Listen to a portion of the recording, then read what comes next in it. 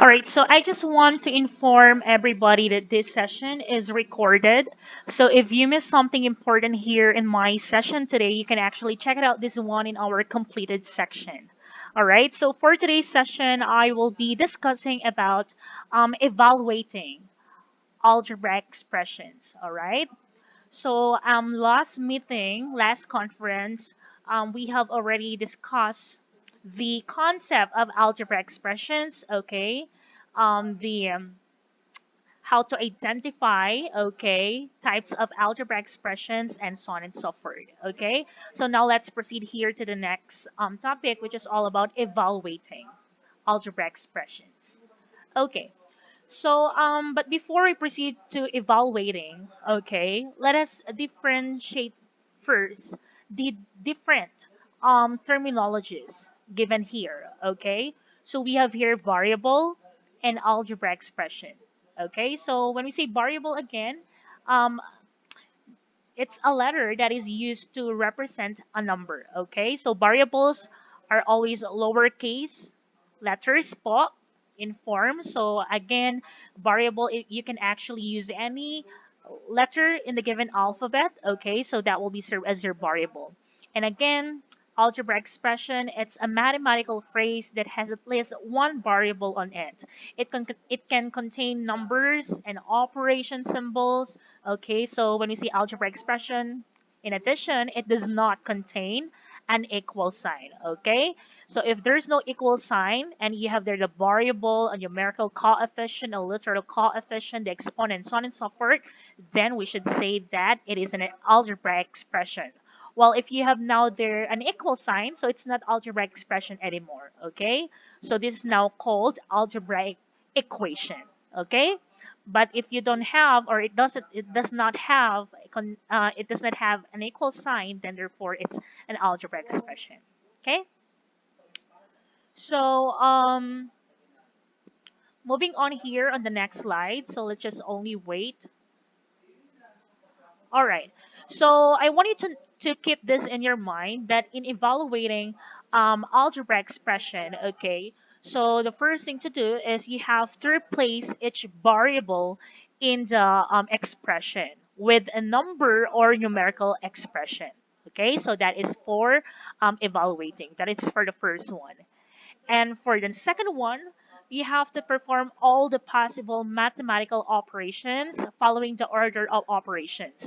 Do you are you familiar with the PEMDAS? Okay, so you have to use this, okay? The order of operations. So if you see something like there's a parenthesis, of course you have to simplify that one first, and followed by the exponents, okay, multiplication, division, addition, and subtraction, okay? So that is for the PEMDAS. All right, so I want you to note also this one. So anytime you have a number beside a variable, say for example, you have here 3x or two variables side by side, say for example, x times y. So this represents multiplication, okay? So if you see something like this, the operation that is being involved here is multiplication, okay? And in addition, anytime you have a variable by itself, there is an understood invisible one in front of the variable. Okay, I know you already know this one, but you never write the one in front of it. Say, for example, 1x. Okay, so you don't need to write 1x instead. Okay, so it should be x only. So when you write x only, that's automatically that you have one in front of it. Okay. Okay, I guess that was clear. So now let us proceed in evaluating algebra expression. Okay, so we have your examples 1 and 2. Okay, so all you have to do here is you have to evaluate. Okay, so we have here the given 7b. Okay, 7b is an example of algebra expression. But how are we going to find that value if your b is equal to 5? Okay, so all you have to do here is you have to plug in the value of your b here and then multiply it. That's it. That's how are you going to, solve or evaluate algebra expression. So for instance, we have your 7 And then B, your B is 5 given here. So 7 times 5, you will be having 35. Okay, so that is for example number 1. So simple as that. For number 2, for you to understand more, we have here the given 5 minus c. So this is an example of algebra expression. And we have here the given wherein c is equal to 3. Okay, so all you have to do again is you just need to plug in the value of your c here. So you will be having 5 minus 3. Okay, your c is equal to 3. So 5 minus 3 is equal to 2. So the answer for 5 minus c will be equal to 2. Okay, wherein c is equal to 3. Kuha po? So itong 5 minus c ay equal daw po sa 2. Okay po? And for you to understand more, I have here another example. So let us evaluate each expression wherein your n is equal to 8. So we have here the given your n is equal to 8. So we have here the given fraction. Okay, so 56 over n. So all you have to do is you just need to substitute. Okay, do the same thing. So 56 over 8, we all know that 56 divided by 8 is equal to 7. Okay, another one. 20 minus n. Okay, your n is equal to 8. So we have to plug in, substitute here. So 20 minus 8, because you have to plug in the value of your 8 into n. That's why we have here 20 minus 8. And when we subtract that 120 minus 8, you will be having 12. Okay, so I guess you can follow, huh? Okay, next one. So let us evaluate each expression where A equals 3 and B equals 4. So we have here the given 2AB and 5 plus AB. Okay, so we have 2 times A times B. So all you have to do again, do the same thing. You just need to plug in here the corresponding values of A and B. Okay, so you will be having 2 times your A. Your A is 3 as what is given here. Okay, and your B is equal to 4. Okay, so this is multiplication. Don't be confused on this. Okay, so you have to multiply the three numbers. So 2 times 3 times 4, you will be having 2 times 3 is 6. Then copy 4, 6 times 4, you will be having 24 as the result. On the right corner, 5 plus AB. So substitute then po. So 3. So A will become 3 and your B will become 4.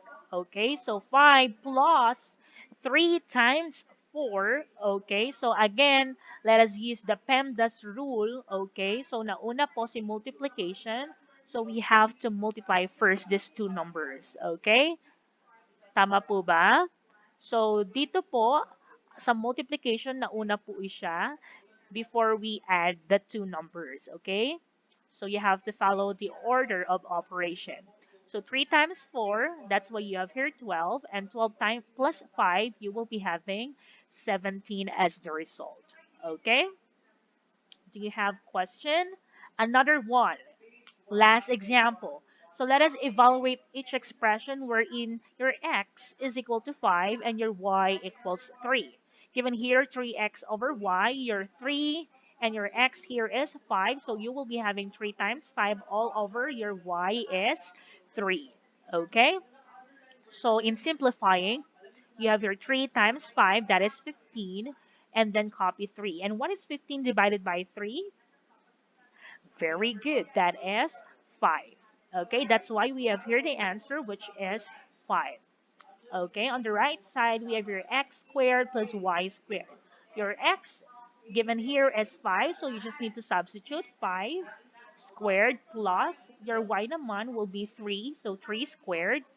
And then this is exponent, right? So you have to simplify first. And what is 5 squared? We all know that 5 squared is actually equal to 5 times 5. Okay, wherein 5 times 5 is equal to 25. That's why we have here 25. Okay, so you just need to multiply it by itself. What about 3 squared? Okay, very good. That is 9. Because 3 times 3, you have there 9. And what is 25 plus 9? 25 plus 9 is equal to 34. That's why the answer here will be 34. Okay? Are we clear on that? Okay, so for you to understand more, or for me to know if you really understand in evaluating algebra expression, I want you to do this sit work. I want you to have a constant practice wherein you have to evaluate its expression, wherein your A is equal to 3 and your B is equal to 4. So that is for 1 and 2. And for number 3 and 4, we have another given for X and another given for N. Okay, for number 4. So I want you to do this one. Okay, so let me